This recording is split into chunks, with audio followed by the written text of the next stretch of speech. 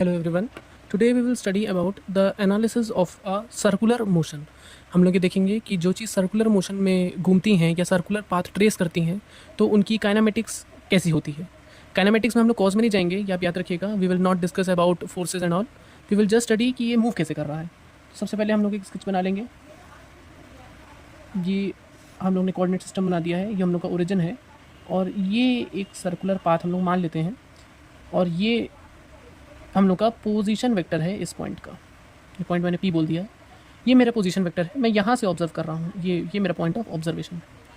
तो इस पॉइंट का हम लोग काइनेमेटिक्स लिखेंगे कि ये ऐसे घूम रहा है तो ये कैसे ये मूव कर रहा होगा, इसकी वेलोसिटी क्या होगी, पोजीशन कैसे होगा, इसका एक्सेलरेशन क्या होगा. तो उसके लिए सबसे पहले हम लोग इस पॉइंट का पोजीशन लिखेंगे. ये हम लोग एक एंगुलर डिस्प्लेसमेंट मान लेते हैं थीटा. ये एंटी क्लॉकवाइज सेंस में हम लोग ले रहे हैं क्योंकि एंटी क्लॉकवाइज सेंस पॉजिटिव होता है. और इस पॉइंट का हम लोग कोऑर्डिनेट लिखें तो it will be are vector will be equal to, इसका रेडियस में आर मान ले रहा हूँ, so it will be R mod cos theta I cap plus sine theta J cap. ये हम लोगों का ये जो एक्स एक्सिस वाला है ये हम लोगों का कॉस का कंपोनेंट है आर कॉस थीटा. एंड ये जो परपेंडिकुलर कंपोनेंट है ये है हम लोगों का आर साइन थीटा. अब हम लोग देखेंगे कि ये पोजीशन मैंने लिख लिया इसका. अब हम लोग क्या करेंगे, वेलोसिटी निकालने के लिए हम लोग इसको डिफरेंशिएट करेंगे. डिफरेंशिएट हम लोग करेंगे. ये हम लोग का आर लिखा है तो हम लोग इसको लिखेंगे D R by D T is equal to D by D T of this. हम लोग का आर वेक्टर का मॉड कॉस थीटा आई कैप प्लस साइन थीटा जे कैप. अब फिजिकल एनालिसिस हम लोग समझ पा रहे हैं कि रेडियस कांस्टेंट है इसकी. सो रेडियस को हम लोग कांस्टेंट मान के चलेंगे तो हम लोग की रेडियस बाहर आ जाएगा. So it will be are vector का mod d by D T of cos theta I cap plus sine theta J cap. अब यहाँ पर हम लोग इसको डिफरेंशिएट करेंगे तो कॉस का जो डिफरेंशिएशन होता है वो होता है माइनस साइन थीटा. और फिर जो कि हम लोग चेन रूल लगा रहे हैं तो यहाँ पर D theta by D T लिखेंगे जिसको ओमेगा बोलेंगे माइनस साइन थीटा. और D omega by D T को मैंने यहाँ पर D theta by D T को मैंने यहाँ ओमेगा लिख दिया है और वेक्टर में ऐसे लिख दूंगा आई कैप प्लस साइन का डिफरेंशिएशन होता है कॉस थीटा और d theta by D T को मैंने ओमेगा लिख दिया है और ये हो जाएगा जे कैप. याद रखिएगा मैंने यहाँ पर मैं लिख दे रहा हूँ मैंने क्या करा है, मैंने D theta by D T को ओमेगा लिख दिया है. और ये मेरा हो गया दूसरा वेक्टर, ये आर वेक्टर.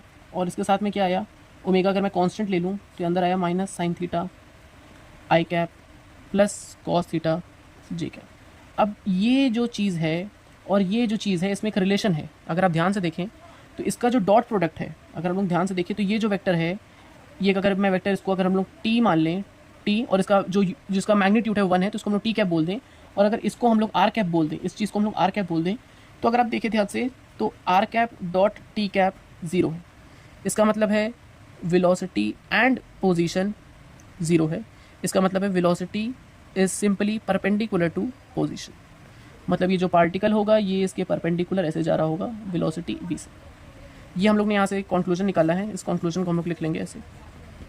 या तरीका मैंने ये टी कैप माना है, इसको हम लोग टेंजेंशियल कैप भी बोल सकते हैं. टेंजेंट का कैप है और ये आर का कैप है. आर कैप याद रखिएगा आउटवर्ड है. बहुत लोग इसको इनवर्ड ले लेते हैं, इनवर्ड नहीं है, आउटवर्ड है. ये आउटवर्ड तरफ है. ये आर कैप इस तरफ है, ये आर कैप इस तरफ है और टी कैप हम लोग का इस तरफ है. अब हम लोग इसको दोबारा से डिफरेंशिएट करेंगे. हम लोग की वेलोसिटी आ गई. एक्सेलरेशन निकालने के लिए हम लोग क्या करेंगे, D V by D T.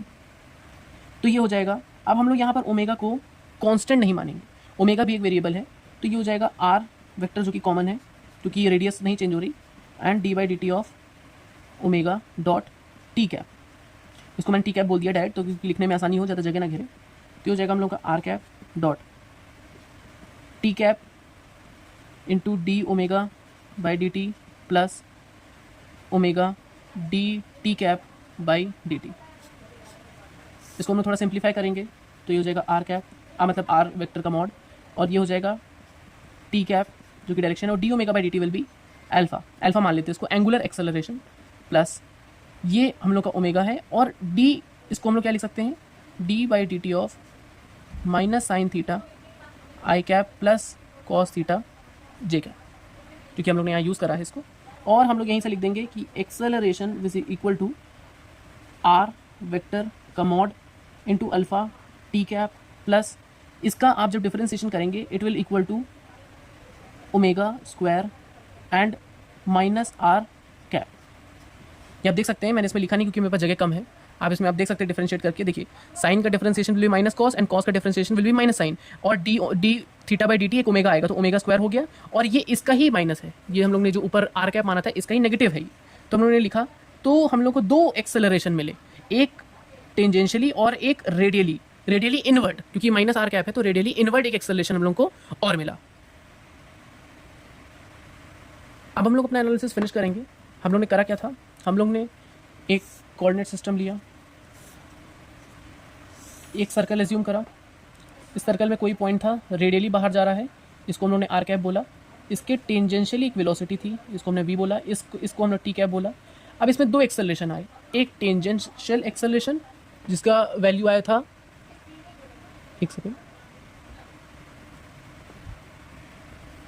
जिसके दो एक्सेलरेशन आए थे, एक टेंजेंशियल एक्सेलरेशन और एक रेडियली इनवर्ड एक्सेलरेशन। इसकी वैल्यू थी ओमेगा स्क्वायर आर और इसकी वैल्यू हम लोग की क्या थी, आर अल्फा।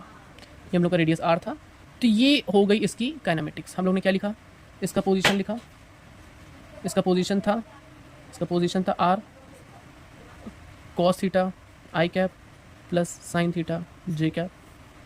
इसका वेलोसिटी हम लोग ने लिखा था, और that will be R R omega minus sine theta I cap plus cos theta j cap, and we have written acceleration as r alpha, which is tangentially, and omega square minus r into r plus.